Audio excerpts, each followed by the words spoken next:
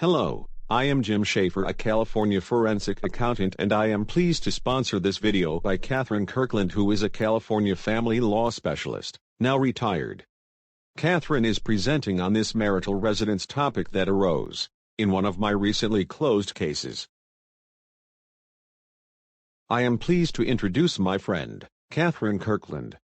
Catherine is a retired certified family law specialist who was formerly engaged in consulting with and for other attorneys and writing on family law subjects. In addition to her editorial contributions to Matthew Bender's California Family Law Practice and Procedure, she is an editorial consultant to Matthew Bender's California Family Law Trial Guide. With that introduction, I am pleased to turn the program over to Catherine. A problem arises in the division of community property, and a dissolution occurs when one spouse has purchased a residence prior to marriage with a down payment and a mortgage. If that spouse does not put the other spouse's name on title and does not use any community funds to pay down the mortgage or to pay for improvements that increase the value of the residence, then the residence remains the separate property of the purchasing spouse. But that seldom is the case. The more common situation is that during marriage the purchasing spouse deeds the residence to purchasing spouse and other spouse, usually as joint tenants. However, an uncommon variant on this situation is one in which there is no refinance of the residence and the mortgage is paid with the purchasing spouse's separate property. The proper determination of the allocation between the separate property interest and the community property interest is done with the Marsden calculation. To illustrate, let us use a specific hypothetical. On July 1, 2010, wife purchases a residence for $500,000. She puts down $100,000 and encumbers the residence with a mortgage of $400,000. She pays the mortgage principal payments with her separate property. On July 1, 2013, wife marries husband and they use wife's residence as the family residence. Wife continues to pay the mortgage principal payments with her own separate property funds. On July 1, 2015, wife uses a grant deed to deed the family residence to wife and husband as joint tenants. Wife continues to pay the principal mortgage payments with her separate property funds. On June 30, 2019, wife and husband separate.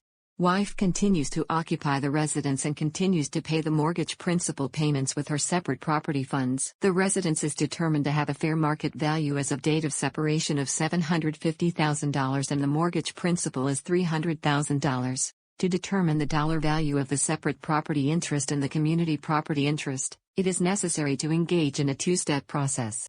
The first step is to determine the percentage interests of the separate property and the community property. The calculations are: first, determine the separate property interest. A. Credit the separate property with the amount of down payment. In our hypothetical, that amount is $100,000. B. Credit the separate property with the amount of mortgage. In our hypothetical, that amount is $400,000.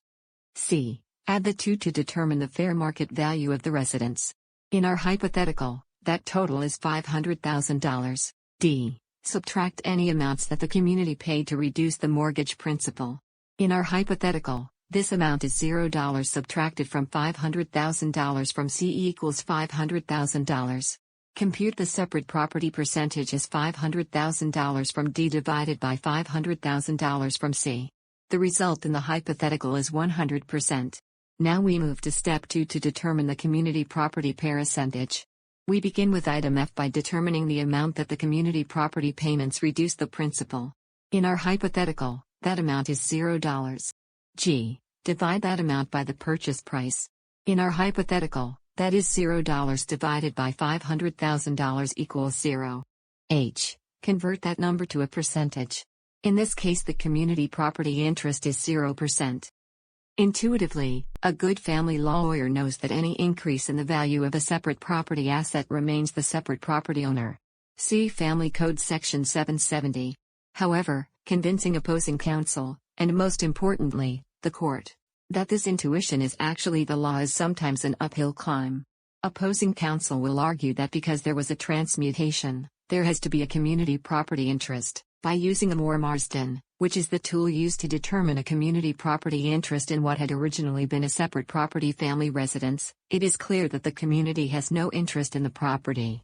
It is 100% separate property. The current fair market value of the property is irrelevant to this particular situation because it is clearly established that the separate property owns 100% of whatever the fair market value is.